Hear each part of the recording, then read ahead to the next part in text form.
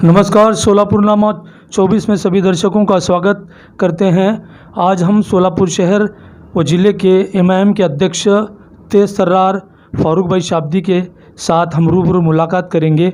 उन्होंने पिछले पखवाड़े 2-3 मुद्दों को, शहर के आम आदमियों की जो समस्याएं थी, विशेषकर बिजली माफ़ी का, और दूसरा जो था बचतगढ़ से जो माइक्रो फाइनेंस वाले जो लोगों को बहुत ज़्यादा तकलीफ़ दे रहे थे, उन्होंने डिस्ट्रिक्ट कलेक्टर को एक ज्ञापन देकर लोगों की भावनाओं से अवगत कराया। आज हमारे रूबरू हैं फारूक शाब्दी साहब। फारूक शाब्दी साहब, आज सोलापुरनामा में आपका स्वागत है। बहुत बहुत शुक्रिया, बहुत बहुत शुक्रिया देशमुख साहब। सबसे पहले तो मैं आपके चैनल को बहुत बधाई देना चाहूँगा। काफ़ी कम समय में आपके चैनल ने और ख़ासकर देशमुख साहब ने बहुत ही प्रसिद्धि प्राप्त की है, तो मेरी शुभकामनाएं आप लोगों के साथ हैं। ऊपर वाले से दुआ करता हूं कि आप तरक्की करें। और इसके बाद आपने जो ये सवाल किए, जैसे ऑल इंडिया मजलिस इत्तेहादुल मुस्लिमीन पार्टी की तरफ से जो हमने पिछले महीने में जो मुद्दे उठाए हैं, जैसे कि बिजली माफ़ी का हो, या अभी कल ही हम लोगों ने एक निवेदन दिए कलेक्टर साहब को, जिसमें बचतगढ़ माइक्रो फाइनेंस के जो भी हफ्ते हैं उसमें हम लोगों ने मोहलत मांगे हैं। तो मजलिस इत्तेहादुल मुस्लिमीन पार्टी का मकसद ही ये है कि गौर गरीब जनता की, मज़लूमों की आवाज़ बन के उस आवाज़ को हमारे ये महकमे तक पहुंचाए और हमारी आवाम को इंसाफ दिला सके। तो उसी की कोशिश एज अ सोलापुर यूनिट हम लोग कर रहे हैं।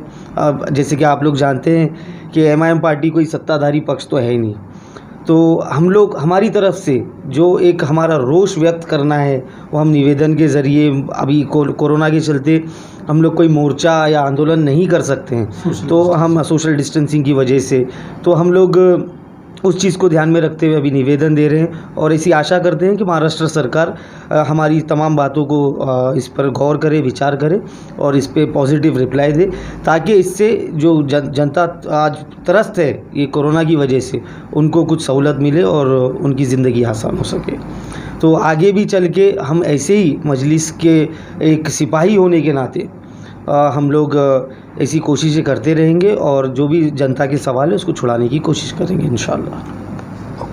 फारूक साहब, एक आपके धुले के विधायक हैं फारूक शाह, उन्होंने 5% आरक्षण के बारे में बहुत अच्छा मुद्दा उठाया मुस्लिम समुदाय के लिए।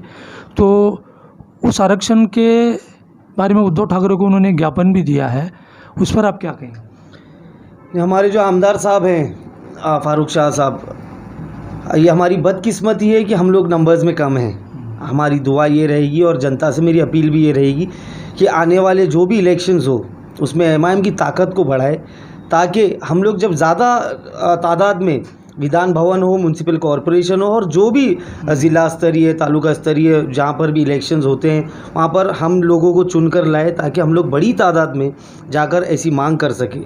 जैसे कि आज आरक्षण का मुद्दा है, तो हम भी आज माइनॉरिटी से रिलेटेड, हम जो मुस्लिम समाज है, ये हमारा हक है, हमारा अधिकार है, जिससे हम काफ़ी सालों से वंचित है। हमने जिन लोगों पर भरोसा कर कर हमारे बहुमूल्य वोट जिनको दिए आज तक, लेकिन उनकी तरफ से हम लोगों को इंसाफ नहीं मिला है। तो अब एमआईएम पार्टी ने ये ज़िम्मा उठाया है कि जिसका वोट, उसका अधिकार, उसका हक उसको मिलना चाहिए। तो वो हक की आवाज़ बन के हम लोग, हमारी जनता की जो भी आवाज़ है वो विधान भवन तक, और माशाल्लाह भी अच्छी बात तो ये है कि महाराष्ट्र से हमारे खासदार साहब भी हैं, इम्तियाज़ जलील साहब। तो हमारी आवाज़ अब सिर्फ हैदराबाद, महाराष्ट्र तक सीमित नहीं है, हमारी आवाज़ संसद तक पहुंची है, दिल्ली तक पहुंची है। और हमारी आवाज़ ही नहीं, हमारी शान बान आन हमारे सदर साहब बैरिस्टर असदुद्दीन ओवैसी साहब, जिन्होंने काफ़ी सालों से ऐसे जितने भी मुद्दे थे जिस पर तमाम पार्टियां किनारा करती थी, जिनको सिर्फ हमारे वोटों से मतलब था लेकिन हमारी बात से कोई मतलब नहीं था, उस बात को बेबागी से अगर किसी ने पेश किया है तो हमारे सदर बैरिस्टर असदुद्दीन ओवैसी साहब है। तो अब उनकी ताकत और बढ़ गई है, इम्तियाज़ जलील साहब वहाँ पर है, और आपकी दुआ से अभी 2 आमदार भी हमारे हैं।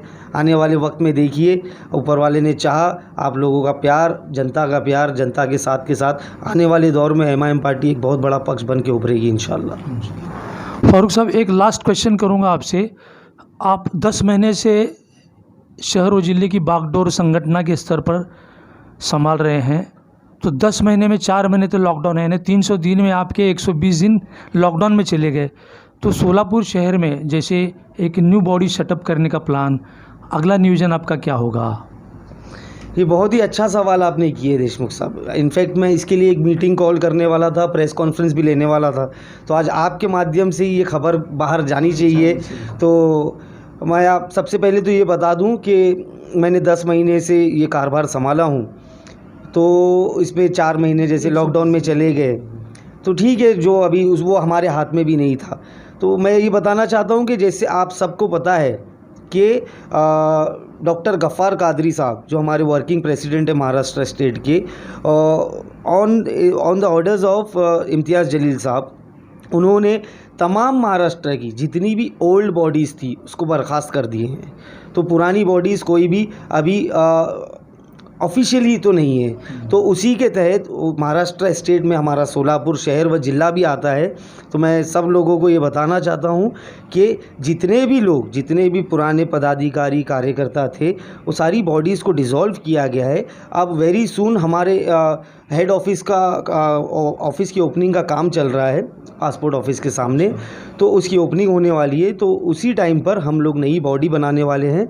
और मैं आपके चैनल के माध्यम से एक बात न्यूज़ आज लीक करना चाह रहा हूं कि आने वाले कुछ दिनों में हमारे इच्छुक फॉर्म्स बंटने वाले हैं, जिसमें जो लोग भी एमआईएम पार्टी के साथ जुड़ना चाहते हैं वो लोग उस फॉर्म को भरकर अपना बायोडाटा लगाकर उनको कौन सी पोस्ट चाहिए वो पोस्ट के लिए हम हमारे पास आवेदन कर सकते हैं। उसमें से हम स्क्रूटनाइज करेंगे और उन लोगों को मौका देंगे। और पुराने हमारे जितने भी साथी थे जो भी पोस्ट पर थे, पहले हम उनको भी पार्टी में जो उनका ओहदा था उसको बरकरार रखने की कोशिश करेंगे और नए लोगों को और भर्ती करेंगे, जिसकी वजह से एमआईएम पार्टी शहर सोलापुर और ज़िले में और मजबूती के साथ काम कर सके।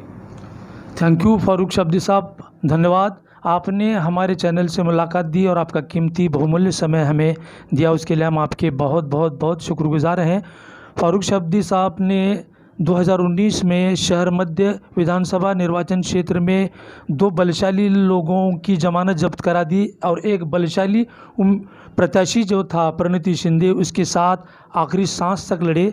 उन्हें बधाई देते हैं उनके फ्यूचर के लिए, उनके राजनीतिक जीवन के लिए और उनके संगठन स्तर में जितने भी उन्होंने जो सुझाव दिए हैं सोलापुर शहर के एमआईएम के चाहने वालों को। मैं सोलापुरनामा जावेद देशमुख, कैमरामैन सादिक शेख के साथ। ताज़ा खबरों के लिए सोलापुरनामा 24 को सब्सक्राइब कीजिए और बेल आइकॉन पर क्लिक कीजिए